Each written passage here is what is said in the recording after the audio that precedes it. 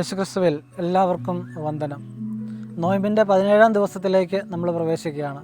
ലൂക്കായുടെ സുവിശേഷം 6:37-42 വാക്യങ്ങൾ. ഇത്രയുമുള്ളൂ. വളരെ ലളിതമാണ്. വിധിക്കരുത്, കൊടുക്കണം. കൊടുക്കുക, വിധിക്കാതിരിക്കുക. നിങ്ങൾ കൊടുക്കണം, തിരിച്ചു കിട്ടും. വിധിക്കരുത്, നിങ്ങളും വിധിക്കപ്പെടുകയില്ല. വളരെ പ്രധാനപ്പെട്ട ജീവിതത്തിൻ്റെ 2 തത്വങ്ങൾ പറഞ്ഞു നൽകുകയാണ്. നമ്മൾ കൊടുക്കുന്നില്ല, വിധിക്കുന്നുണ്ട് താനും. കൊടുക്കേണ്ടത് എന്താണ്? സ്നേഹവും പരിഗണനയും. നമ്മൾ കൊടുക്കുക എന്ന് പറഞ്ഞു കഴിയുമ്പോൾ പെട്ടെന്ന് നമ്മുടെ മനസ്സിലേക്ക് വരുന്നത് പണമാണ്, സമ്പത്താണ്. വേണ്ട, സമ്പത്തൊക്കെ പിന്നെ. ആദ്യം കൊടുക്കേണ്ടത് സ്നേഹവും പരിഗണനയും വിശ്വാസവുമാണ്. ഞാൻ നിൻ്റെ കൂടെയുണ്ട് എന്നുള്ള ഒരു ഉറപ്പ്. അത് ജീവിത പങ്കാളിക്ക് കൊടുക്കുമ്പോൾ, മക്കൾക്ക് കൊടുക്കുമ്പോൾ, മക്കൾ പ്രായം ചെന്ന് മാതാപിതാക്കൾക്ക് കൊടുക്കുമ്പോൾ അത് മതി. അത് കൊടുക്കാതിരുന്നു കഴിഞ്ഞാൽ പിന്നെ വിധിയുടെ ചിന്തകളാണ്. അവൻ അങ്ങനെ ചെയ്തല്ലോ, ഇവൻ ഇങ്ങനെ ചെയ്തല്ലോ, എന്നോടൊന്നും പറഞ്ഞില്ലല്ലോ, ഒരു നന്ദി വാക്ക് പറഞ്ഞില്ലല്ലോ എന്നിങ്ങനെയുള്ള വിധിയുടെ. അപ്പോൾ 2 കാര്യങ്ങളും ഈശോ കൂട്ടിച്ചേർക്കുകയാണ്. കൊടുക്കണം, വിധിക്കരുത്. വിധിക്കരുത്, കൊടുക്കണം. ഈ 2 ചിന്തകളുമായിട്ട് നമുക്ക് മുന്നോട്ട് പോകാം. എന്തെന്ത് കൊടുക്കാൻ കഴിയുമെന്ന് മാത്രം ചിന്തിച്ചു കൊണ്ടിരിക്കുക. എന്ത് കിട്ടുമെന്ന് ചിന്തിക്കരുത്, അത് സ്വാർത്ഥതയാണ്, അത് യൂദാസാണ്. എന്ത് കൊടുക്കാൻ കഴിയും എന്ന് മാത്രം ചിന്തിക്കുക. അത് ദൈവമാണ്, അത് സ്നേഹമാണ്.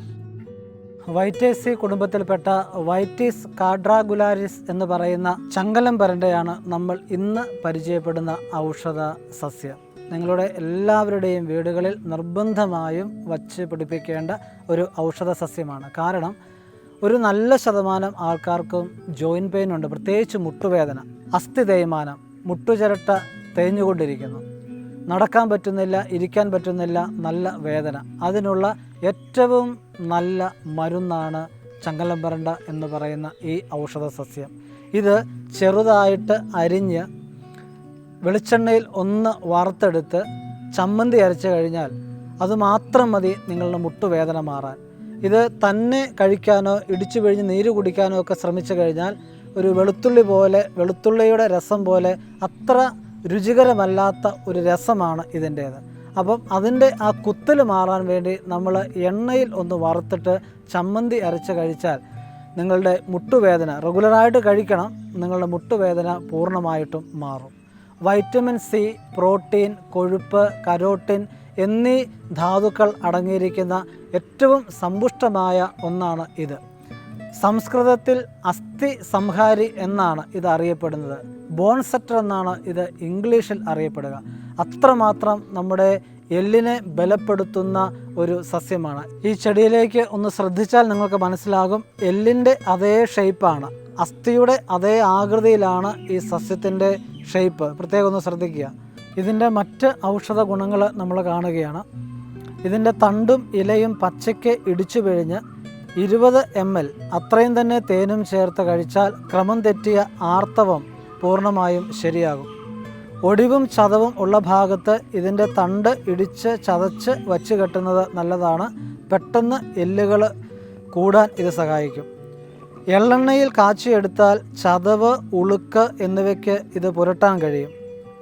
ഇതിൻ്റെ കുരുന്ന് തണ്ടും ഇലയും തണലിൽ ഉണക്കിപ്പൊടിച്ച പൊടി 5 ഗ്രാം ദിവസവും കഴിച്ചാൽ വിശപ്പില്ലായ്മ, ദഹനക്കുറവ് എന്നിവയ്ക്ക് നല്ലതാണ്.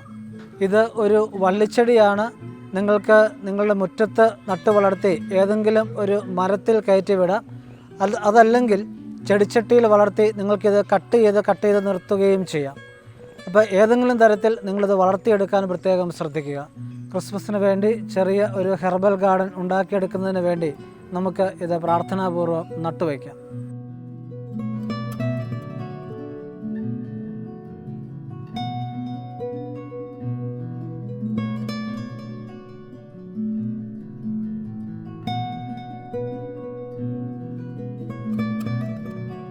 ഇന്നത്തെ ഭക്ഷണക്രമം കൂടി നമ്മൾ ശ്രദ്ധിക്കുന്നു. രാവിലെ മല്ലിക്കാപ്പി, ഡേറ്റ്സ്, തേങ്ങാക്കൊത്ത്, ഉച്ചയ്ക്ക് വെജിറ്റബിൾ പുഴുങ്ങിയത്, വൈകുന്നേരം കുക്കുംബറും ഒരു ചെറിയ പഴവും. നമുക്ക് പ്രാർത്ഥനാപൂർവ്വം ക്രിസ്മസിന് വേണ്ടി ഒരുങ്ങാം. ത്യാഗത്തോടെ നോയമ്പിൻ്റെ ദിവസങ്ങളിലൂടെ യാത്ര ചെയ്യാം. ദൈവം അനുഗ്രഹിക്കട്ടെ.